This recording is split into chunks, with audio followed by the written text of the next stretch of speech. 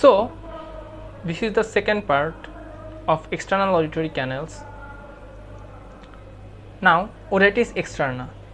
So what are the clinical classification of the otitis externa or etiological classification of the otitis externa? What are the causes? Otitis externa can be divided into two parts. একটা হচ্ছে infective otitis externa and reactive otitis externa. So at first আমরা দেখব যে infective otitis externa জিনিসটা কি।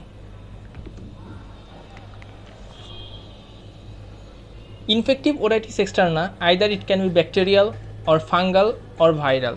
তো ব্যাকটেরিয়ার মধ্যে কি কি করতে পারে, একটা হচ্ছে এক্সটার্নাল এয়ারে যে হেয়ার ফলিকল আছে, এই হেয়ার ফলিকলে যদি স্টাফাইলোকক্কাল ইনফেকশন হয় তখন তাকে বলা হয় ফারাঙ্কেল। তখন তাকে কী বলা হয়? তাহলে হচ্ছে ফারাঙ্কেল অফ এক্সটার্নাল এয়ার। তাহলে হচ্ছে একটা হচ্ছে ব্যাকটেরিয়ার মধ্যে, একটা হচ্ছে furuncle of the external ear. Number two কী হতে পারে? নাম্বার টু হচ্ছে ডিফিউজলি, ব্যাকটেরিয়া ডিফিউজলি ইনফেক্টেড, তার diffuse otitis externa. Number three কী হতে পারে? নাম্বার থ্রি হতে পারে otitis externa malignans. Otitis externa malignans এটা নর্মালি কি? এটা হচ্ছে pseudomonas infections. Otitis externa malignans এটা হচ্ছে pseudomonas infections of the otitis Pseudomonas infection of the external auditory meatus or external ears, and it is mostly common in the diabetic mellitus and immunocompromised patient. তাহলে ওরা হচ্ছে risk ফ্যাক্টরে আছে, তাহলে ওই ইনফেকশনটাকে বলা হয় ওটাইটিস এক্সটার্না ম্যালিগন্যান্স। এছাড়াও কি আছে? এছাড়াও হচ্ছে লুপাস ভালগেরিস। সো এগুলো হচ্ছে ব্যাকটেরিয়াল ওটাইটিস এক্সটার্না। এবার হচ্ছে ফাঙ্গাল। ফাঙ্গালের মধ্যে একটা ইম্পর্টেন্ট আছে অটোমাইকোসিস। ফাঙ্গালের মধ্যে কি আছে? Otomycosis it's a type of one otitis externa. এবার আসলে যাক ভাইরাল। ভাইরালের মধ্যে কী কী ইনফেকশন আছে? একটা হচ্ছে herpes zoster virus, herpes simplex virus and bullous myringitis. What is bullous myringitis? Bullous myringitis হচ্ছে এখানে হচ্ছে হেমোরেজিক ব্লিস্টার ফর্মেশন হয়। কোথায়? টিম্প্যানিক মেমব্রেনে। তাহলে এটা হচ্ছে haemorrhagic blister formation the tympanic membranes, এর ফলে হচ্ছে সেখানে বুলা ফর্মেশনস হয়। এবার আমরা দেখব রিঅ্যাক্টিভের মধ্যে কী কী আছে। রিঅ্যাক্টিভ ওটাইটিস এক্সটার্নার মধ্যে তিনটে আছে মেইনলি। একটা হচ্ছে এক্সিমেটাস ওটাইটিস এক্সটার্না, এক্সিমেটাস ওটাইটিস এক্সটার্না। তো এখানে কি হয়? এখানে নর্মালি সিভিয়ার ইচিং হয়। তাহলে এখানে কি হয়?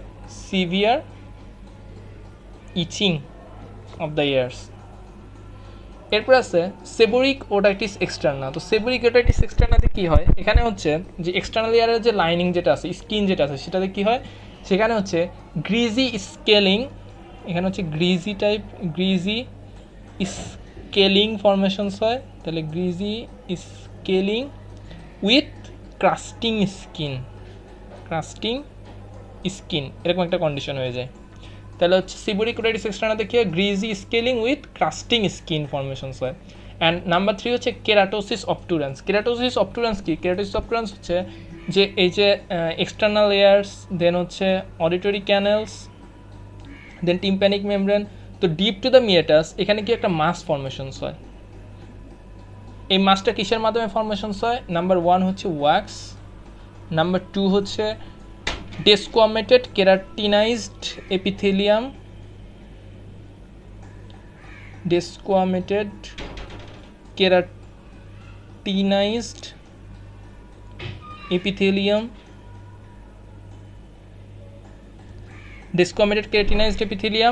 wax, and নাম্বার থ্রি হচ্ছে কোলেস্টেরল। তো এই তিনটে জিনিসের মাধ্যমে এখানে কী হয়? ডিপ টু দ্য মিয়েটাসে একটা ফার্ম মাস ফর্মেশনস হয়, যার যে কন্ডিশনটাকে বলা হয় কেরাটোসিস অবটুরেন্স। সো এখন আমরা দেখব, তো ফার্স্টে আমরা একটা একটা করে শুরু করি। ফার্স্টে আমরা এটা দেখি অটোমাইকোসিস। সেখানকার ইম্পর্ট্যান্ট একটা জিনিস যে অটোমাইকোসিস। সো অটোমাইকোসিসটা একটু দেখা যাক। সো অটোমাইকোসিস মেইনলি আমরা আগে বলছি যে এটা হচ্ছে ফাঙ্গাল ওটাইটিস এক্সটার্না। তাহলে it is the fungal infection of the external auditory canal. So external auditory ক্যানেলে যদি ফাঙ্গাল ইনফেকশন হয় তখন ওই কন্ডিশনটাকে বলা হয় otomycosis. Mycosis means fungus. So এখানে মেইনলি একটু ইম্পর্টেন্স কী কী আছে? এটা হচ্ছে নর্মালি হট অ্যান্ড হিউমিড ক্লাইমেটে বেশি হয়, এবং it is widespread use of the tropical antibiotics.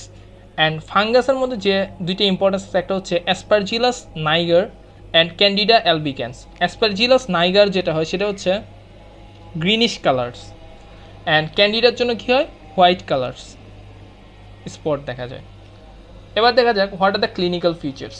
Clinical ফিচারের মধ্যে কিছু আছে সিমটমস, কিছু সাইন। তো আমরা ফার্স্টে সিমটম দেখি যে একটা পেশেন্ট অটোমাইকোসিসের পেশেন্ট কীভাবে আসবে। অ্যাট ফার্স্ট যেহেতু তার ফাঙ্গাল ইনফেকশন হয়েছে তাহলে তার কিছু ইরিটেশন থাকবে, তাহলে ইরিটেশন অ্যান্ড ইচিং। নাম্বার 2 হচ্ছে পেইন ফর্মেশন থাকবে, তাহলে pain associated with infection and watery discharge. And last of all কী থাকবে, তার ব্লকেড হয়ে যাবে, যেহেতু তার ব্লকেড হয়ে গেছে ব্লকেডের জন্য কী হবে, হ্যাভিনেস অফ দ্য এয়ার হবে অ্যান্ড ডিপনেস হবে। তাহলে these are the common symptoms of the otomycosis. Now আমরা সাইন কি দেখব। সাইনে আমাদের হচ্ছে wet newspaper or blotting papers with blackish area.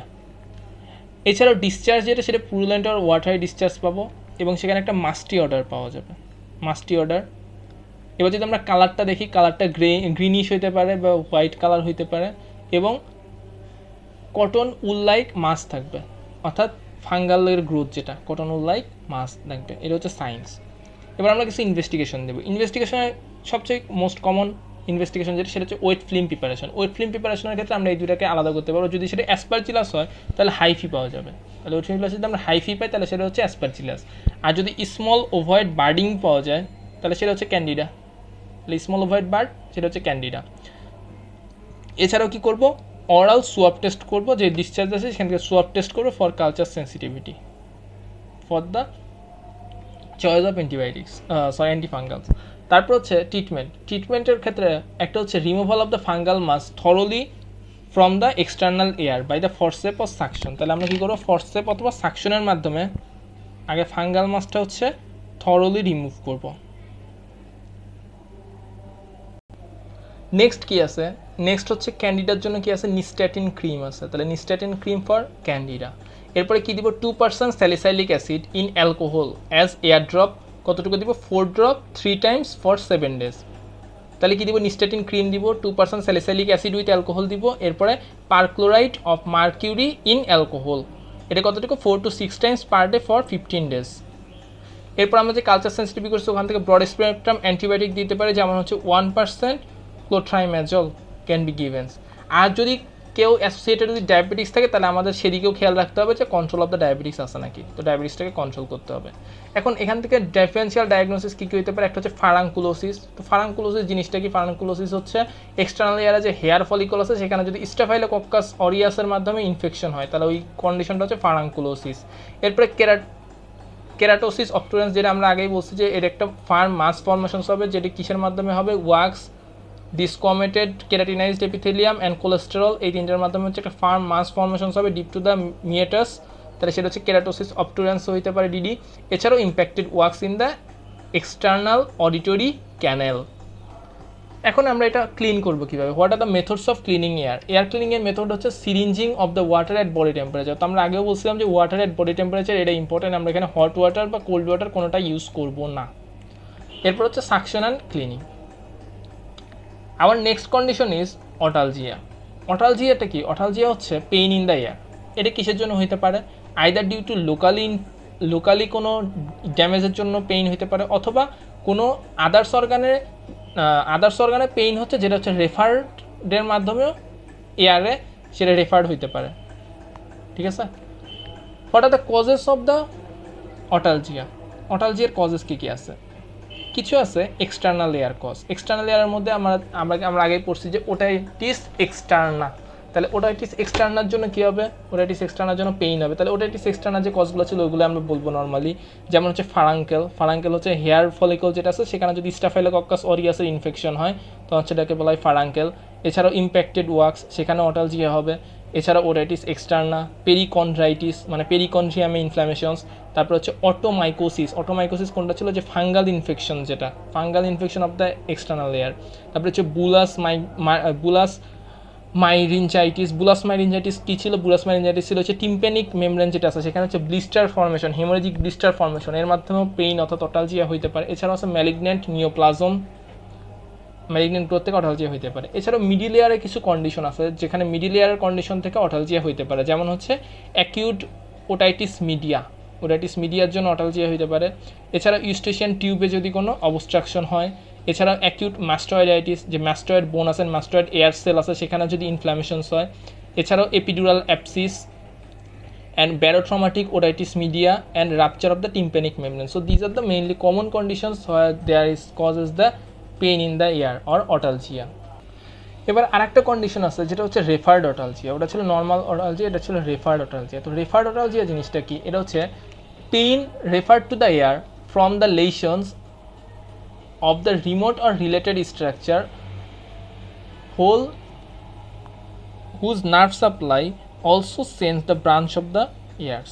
মানে অন্য কোনো একটা অর্গানে যে নার্ভটা আছে ওই নার্ভটা যদি এয়ারে সাপ্লাই করে, তখন অন্য কোনো অর্গানে যে যদি কোনো ড্যামেজ হয় তাহলে এয়ারে পেইন হবে। তাহলে this is the referred otalgia, মানে এটা referred pain to the ears from the others organ whose nerve supply is same to the years.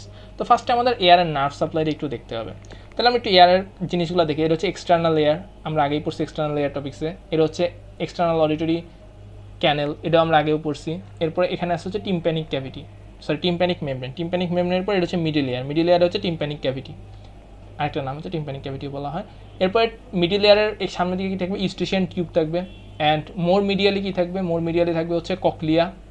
Cochlear উপরে থাকবে হচ্ছে একটা বক্স যেখানে থাকবে ইউট্রিকল এবং স্যাকুল এবং 3 semicircular canals. So these are the ear. এখন আমরা যদি নার্ভ সাপ্লাই দেখি এক্সটার্নাল এয়ারের, তো নার্ভ সাপ্লাই হচ্ছে ক্যানেল যেটা আছে external auditory canal. So outer পার্টে namely supplied by the 5 nerve, অর্থাৎ mandibular division of the trigeminal nerve. Trigeminal নার্ভে ম্যান্ডিবুলার ডিভিশন V3 যেটা, তাহলে হচ্ছে mandibular division of the trigeminal nerve. Mandibular ডিভিশনের একটা ব্রাঞ্চ আছে অরিকুলো টেম্পোরাল নার্ভ, তো ওইটাই মেইনলি সাপ্লাই দেয় এখানে। তাহলে মেইনলি আমার 5th নার্ভ মনে রাখলেই হচ্ছে। তাহলে আউটার পার্টে সাপ্লাই দিচ্ছে 5th নার্ভ, ইনার পার্টে সাপ্লাই দিচ্ছে কোনটা? 10th nerve. 10th নার্ভ কোনটা? Vagus nerve. আমরা জানি ভ্যাগাস নার্ভ বডির বিভিন্ন জায়গায় সাপ্লাই দিছে, তাহলে হচ্ছে এই আউটার পার্ট ইনার পার্টে সাপ্লাই দিচ্ছে ভ্যাগাস নার্ভ, আউটার পার্টে সাপ্লাই দিচ্ছে 5th নার্ভ, মানে trigeminal nerve, mandibular division of the trigeminal nerve. এমনকি ফেসিয়াল নার্ভ যেটা 7 নার্ভ, এই ফেসিয়াল নার্ভের কিছু ফাইবার মিডল এয়ার দিয়েও গেছে, মিডল এয়ারে ফেসিয়াল নার্ভের কিছু সাপ্লাই আছে, আবার এক্সটার্নাল এয়ারেও কিছু ফাইবার, ফেসিয়াল নার্ভের কিছু ফাইবারের সাপ্লাই আছে। তো ফেসিয়াল নার্ভের ইম্পর্টেন্স জিনিসটা কি? সেটা হচ্ছে ফেসিয়াল নার্ভের নিউক্লিয়াস যেটা আছে সেখানে হচ্ছে কি হয়? হারপিস জোস্টার ভাইরাসের মানে ইনফেকশন হয়, অর্থাৎ হারপিস জোস্টার ভাইরাস ওখানে লজ করে। তো কোনো কারণে নার্ভের মাধ্যমে হারপিস জোস্টার ভাইরাস যদি এক্সটার্নাল এয়ারে ছড়ায় পড়ে অথবা স্প্রেড করে, তখন ওই কন্ডিশনটাকে বলা হয় রামসে হান্ট সিনড্রোম। তাহলে রামসে হান্ট সিনড্রোম হতে পারে। তাহলে এখানে ফেসিয়াল নার্ভের কিছু ফাইবার আছে। আর middle ear mainly supplied by the 9th nerve, মানে গ্লসোফ্যারেঞ্জিয়াল নার্ভ। তো গ্লসোফ্যারেঞ্জিয়াল নার্ভের আমরা জানি যে আরও আদার্স ব্রাঞ্চ আছে, যেটা হচ্ছে মানে গ্লসোফ্যারেঞ্জিয়াল নর্মালি কোথায়? টাঙের হোল টাঙের জেনারেল সেন্সেশন অ্যান্ড ইনার 1/3 কি স্পেশাল সেন্সেশনস ক্যারি করে হচ্ছে 9th নার্ভ। এছাড়াও ফ্যারিংস, ল্যারিংস, সেখানেও 9th নার্ভের কিছু সাপ্লাই আছে। তো ওখানকার যদি কোনো ডিজিজ হয় তাহলেও আমাদের এখানে রেফার্ড পেইন হবে। এবং আউটার পার্টে আরও যেটা ইম্পর্টেন্ট সাপ্লাই আছে সেটা হচ্ছে cervical ganglion C1 and C2। C1 and C2 এরও নার্ভ সাপ্লাই আছে। তো মেইনলি আমাদের এই কয়টা নার্ভই হচ্ছে এয়ারের সাপ্লাই দেয়। একটা হচ্ছে 5th নার্ভ, এখানে আছে 10th নার্ভ, এখানে আছে হচ্ছে 7th নার্ভের কিছু ফাইবার, এখানে আছে 9th নার্ভ, মেইনলি মিডল এয়ারের 9th nerve and C1 C2 external এয়ারে। So these are the main nerve supply of the ears. এখন এই নার্ভগুলাই বডির অন্যান্য পার্টেও তো সাপ্লাই দিচ্ছে। তো ওই পার্টে যদি কোনো পেইন হয় তাহলে ওই পেইনটা এই নার্ভের মাধ্যমে রেফার হয়ে এয়ারে আসতে পারে। So this is the referred pain. তাহলে আমরা দেখি কিছু দেখা যায়। এই যে 5th nerve trigeminal nerve, mandibular division of the trigeminal nerve. Mandibular supply mainly কোথায়? ম্যান্ডিবুলার সাপ্লাই মেইনলি হচ্ছে গামস, জ, তারপর হচ্ছে মাসেলস অফ মাস্টিকেশন। তো এইগুলো এই নার্ভটা মেইনলি ওখানে সাপ্লাই দিছে। তাহলে হচ্ছে ফার্স্ট আমরা যদি দেখি টুথে যদি কোনো পেইন হয় সেটা হচ্ছে এই নার্ভের মাধ্যমে এখানে রেফার হইতে পারে এক্সটার্নাল এয়ারে। তাহলে টুথে কী হইতে পারে? ক্যারিস টুথ, তারপর হচ্ছে apical abscess, then impacted molars and malocclusion. So these are the teeth conditions যেখানে 5th নার্ভের মাধ্যমে আসতে পারে। এবং মাসেল অফ মাস্টিকেশন এবং টেম্পোরো ম্যান্ডিবুলার যে জয়েন্ট আছে, টেম্পোরো ম্যান্ডিবুলার জয়েন্টে যদি আর্থ্রাইটিস হয় তাহলে আমাদের এয়ারে রেফার্ড অটালজিয়া হবে। এরপরে দেখা যাক টাঙে সাপ্লাই দিছে মেইনলি কী নার্ভ? একটা হচ্ছে 9th নার্ভ টাঙে সাপ্লাই দিছে। তো ফেসিয়াল নার্ভেরও কিছু ফাইবার টাঙে সাপ্লাই দিছে। তো হচ্ছে এখানে টাঙে যদি কোনো টিবি বা ম্যালিগনেন্সি হয় তাহলে হচ্ছে আমাদের রেফার্ড পেইন হবে মিডল এয়ারে অথবা এক্সটার্নাল এয়ারে। এরপর আছে যে টনসিলে সাপ্লাই দেয় হচ্ছে 9th নার্ভ, গ্লসোফ্যারেঞ্জিয়াল নার্ভ। তার টনসিলের যে কোনো disease condition like acute tonsillitis, peritonsillar abscess, tonsillectomy বা বিনাইন আর malignant ulcer of the soft palate, তো সেক্ষেত্রে হচ্ছে মিডিল এয়ারে পেইন হবে, অর্থাৎ এটা হচ্ছে রেফারোটালজিয়া। এরপরে ল্যারিংস অ্যান্ড ফ্যারিংস, এখানে কি আছে ভ্যাগাস নার্ভের সাপ্লাই আছে এবং হচ্ছে আরও কিছু আছে, সরি ফ্যারিংসে কিছু আছে হচ্ছে 9th নার্ভের সাপ্লাই, কিছু হচ্ছে 10th নার্ভের সাপ্লাই। আর 10th নার্ভ মেইনলি কোথায় সাপ্লাই দেয়? 10th নার্ভ মেইনলি সাপ্লাই দেয় হচ্ছে আমাদের জিআই ট্র্যাক্ট অ্যান্ড রেসপিরেটরি, যেমন হচ্ছে 10th নার্ভের সাপ্লাই আছে মেইনলি কোথায়? আমাদের যে রেসপিরেটরি সিস্টেম আছে, তাহলে হচ্ছে লাং, তারপরে কোথায় হার্ট, তারপর হচ্ছে হোল জিআইটি, তাহলে স্টমাক, তারপর হোল জিআইটি। তো এই সব জায়গায় মোটামুটি 10th নার্ভের সাপ্লাই আছে। তো কখনো কখনো এরকম হয় যে আমরা যদি কানের মধ্যে কোনো কিছু দিলে এখানে যদি খোঁচা লাগে, তাহলে এই নার্ভ স্টিমুলেটেড হয়। এর মাধ্যমে কি হয়, যেহেতু লাংসে আছে তাহলে 9th নার্ভ আছে, তাহলে কি হবে এখানে হচ্ছে কাফ, রিফ্লেক্স কাফের ফর্মেশনস হয়। আরেকটা কন্ডিশন আছে যে কখনো কখনো কানের মধ্যে এয়ারে কোনো দিকে কিছু দিয়ে খোঁচা দিলে ভ্যাগাস নার্ভ যদি স্টিমুলেটেড হয় তাহলে ব্র্যাডিকার্ডিয়াও হয়, কখনো কখনো ব্র্যাডিকার্ডিয়াও হয়, ঠিক আছে। অর্থাৎ যেহেতু all nerve related, save nerves হলে তাহলে ব্র্যাডিকার্ডিয়া ফর্মেশনস হয় ভ্যাগাস স্টিমুলেশনের মাধ্যমে।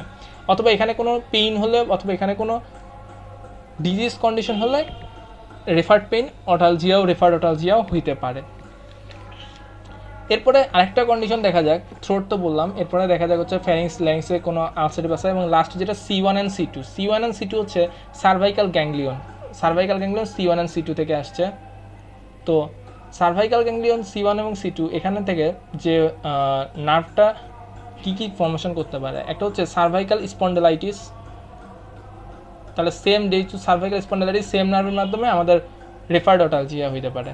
এছাড়াও আর কী কী কন্ডিশন আছে, একটা হচ্ছে injury to the cervico spine, cervical স্পাইনে যদি কোনো ইনজুরি হয়, অথবা ক্যারিস স্পাইন, তাহলে স্পাইন রিলেটেড যদি কোনো ড্যামেজ থাকে তখন এই C1 and C2 এর মাধ্যমে রেফারোটালজিয়া হইতে পারে।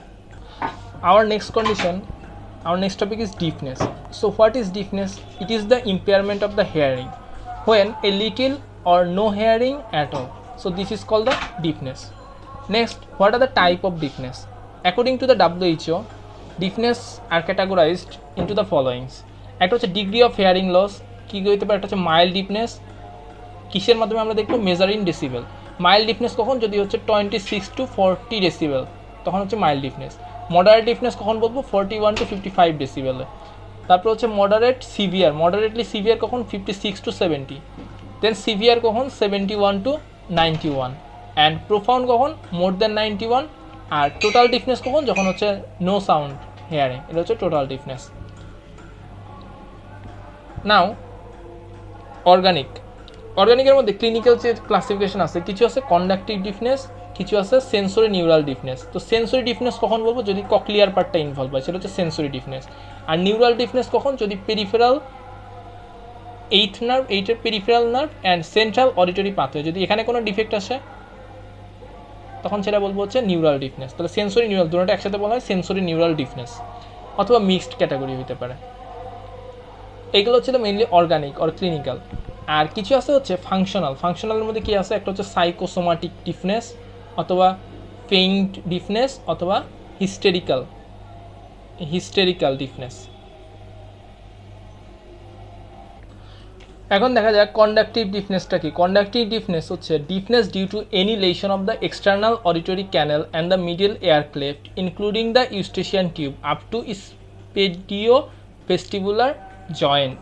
তো এটা হচ্ছে কন্ডাক্টিভ ডিফনেস। মানে আমাদের কন্ডাকশনে যদি কোনো প্রবলেমস হয় তাহলে যে সমস্যা হবে সেটা হচ্ছে কন্ডাক্টিভ ডিফনেস হবে। তাহলে কন্ডাকশনের সমস্যা কী কী হতে পারে, কজেস কী কী আছে, একটা হচ্ছে এক্সটার্নাল লেয়ারের কিছু কজ আছে, যেমন হচ্ছে অ্যাট্রেশিয়া, কনজেনিটাল কজের মধ্যে আছে অ্যাট্রেশিয়া অ্যান্ড মাইক্রোটিয়া, এদের হচ্ছে কনজেনিটাল কজ। অ্যাকোয়ার্ড কজের মধ্যে কী কী আছে, ইম্প্যাক্টেড ওয়াক্স, অথবা ফরেন বডি, অথবা ফারাঙ্কুলোসিস, তারপর ওডাইটিস এক্সটার্না অটোমাইকোসিস। এছাড়াও বিনাইন যেমন হচ্ছে অস্টিওমা অ্যান্ড ম্যালিগন্যান্ট গ্রোথ, তারপরে bullous myringitis and traumatic rupture of the tympanic membrane. These are the external এয়ারের অ্যাকোয়ার্ড কজ, যার জন্য কী হতে পারে, কন্ডাকশনের সমস্যা হতে পারে। মিডিল এয়ারে কী কী প্রবলেম আছে, যেমন অসিকুলার চেইন ডিফর্মিটি, কনজেনিটালের মধ্যে আছে অসিকুলার চেইন ডিফর্মিটি, তারপর হচ্ছে fused ossicles and incudo stapedial joint separations. Traumatic haematoma, তারপরে হচ্ছে acute suppurative otitis media, chronic suppurative otitis media, secretory otitis media, then barotraumatic otitis media and osteosclerosis. So these are the middle layer causes. Some are acquired and some are the congenitals.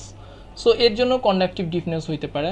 এরপরে Eustachian টিউবের কী কী সমস্যা থাকতে পারে, একটা হচ্ছে tubal dysfunction, tube ঠিকমতো কাজ করতেছে না, অথবা এনলার্জড অ্যাডেনয়েড। আমরা জানি টিউবের ওপেনিং হয়েছে, ওখানে যদি কোনো অ্যাডেনয়েড ফর্মেশনস হয় তাহলে হচ্ছে টিউব ব্লকেড হইতে পারে, এবং tubal obstruction due to inflammations অথবা ন্যারোয়িং। তাহলে এই হচ্ছে common causes of the conductive deafness. এখান থেকে একটা ইম্পর্টেন্ট কোশ্চেন আছে, what is conductive deafness and write some 5 or 6 causes of the conductive deafness. Now sensory neural deafness, এটা কি? এটা হচ্ছে it's a type of deafness where inner ear or 8th cranial nerve is involved। তাহলে inner ear মানে cochlea অথবা 8th cranial nerve is involved, resulting in কি impaired sound perceptions in the cochlear and higher center। তাহলে এটা higher centre হতে পারে বা ককলিয়ারেও কী হবে, impaired hear perception হবে কি, due to the nerve damage. তো what are the causes of nerve damage? তা নার্ভ ড্যামেজের কী কী কজ হতে পারে? একটা হচ্ছে যেহেতু মিডিল এয়ার, যেটা মিডিল এয়ার ক্যাভিটির যদি আমরা চিন্তা করি, এবং ইনার এয়ার সেটা হচ্ছে পুরোটাই হচ্ছে টেম্পোরাল বোনের, মানে পিট্রাস পার্ট অফ দ্য টেম্পোরাল বোনের ভেতরে অবস্থিত। তাহলে টেম্পোরাল বোনের যদি কোনো ফ্র্যাকচার হয় তাহলে হচ্ছে ককলিয়ার ড্যামেজ হতে পারে এবং নার্ভ ড্যামেজ হতে পারে। এমনকি তাহলে ফ্র্যাকচার অফ দ্য টেম্পোরাল বোন অথবা কোনো হেড ইনজুরি অথবা ব্লাস্ট ইনজুরি এর জন্য হতে পারে। নাম্বার 2 কি, অ্যাকুস্টিক নার্ভে যদি কোনো টিউমার হয়, তাহলে অ্যাকুস্টিক নার্ভের টিউমার, কারণ এই অ্যাকুস্টিক ক্যানেল দিয়ে হচ্ছে নার্ভগুলো এক্সিট করতেছে, তাহলে অ্যাকুস্টিক নার্ভের টিউমার। এছাড়াও মেনিনজিওমা অ্যান্ড কোলেস্টিয়াটোমা। কোলেস্টিয়াটোমা হচ্ছে একটা মানে গ্রোথ আর কি, এটা হচ্ছে স্কিনের মানে কেরাটিনাস টিস্যুর একটা growth in the middle years. এছাড়াও ভাইরাল ইনফেকশনের মধ্যে মেইনলি দুইটা ইম্পর্টেন্ট, মাম্পস অ্যান্ড মিজেলস। এরপর ল্যাবিরিনথাইটিস, ল্যাবিরিনথে যদি কোনো ইনফ্লামেশনস হয়। এছাড়া কিছু অটোটক্সিক ড্রাগ আছে যেটা হচ্ছে নিউরোনাল ড্যামেজ করে এবং as a result impaired হিয়ারিংস formation করে। কী কী আছে? একটা হচ্ছে স্ট্রেপ্টোমাইসিন, তারপর হচ্ছে অ্যামাইনোগ্লাইকোসাইডের মধ্যে স্ট্রেপ্টোমাইসিন, জেন্টামাইসিন। এছাড়াও আছে কী কী? Methotrexate, salicylates, frusemide and quinine. একটা কোশ্চেন আসতে পারে, what are the ototoxic drugs that causes sensory neural deafness? তো ড্রাগসগুলোর নাম কয়েকটা মনে রাখলেই হচ্ছে, যে অ্যামাইনোগ্লাইকোসাইডের মধ্যে আছে স্ট্রেপ্টোমাইসিন, তারপর হচ্ছে জেন্টামাইসিন, তারপর হচ্ছে মেথোট্রেক্সেট, স্যালিসাইলেটস, ফ্রুসেমাইডস অ্যান্ড কুইনাইন ইটিসি। এছাড়াও কী হতে পারে? ডিসিমিনেটেড স্ক্লেরোসিসের জন্য নিউরাল ড্যামেজ হতে পারে। অ্যান্ড আদার কজের মধ্যে আছে হচ্ছে diabetes mellitus and mariner disease. So যে মেনিয়ার্স ডিজিজ আছে, মেনিয়ার্স ডিজিজের একটা সুন্দর ক্লাসিক্যাল ট্রায়াড আছে, যেটা হচ্ছে এখানে কি থাকে, এখানে হচ্ছে ডিফনেস থাকবে, তারপরে এপিসোডিক ভার্টাইগো থাকবে অ্যান্ড টিনিটাস থাকবে, টিনিটাস। সো এই ক্লাসিক্যাল ট্রায়াডটাকে বলা হয়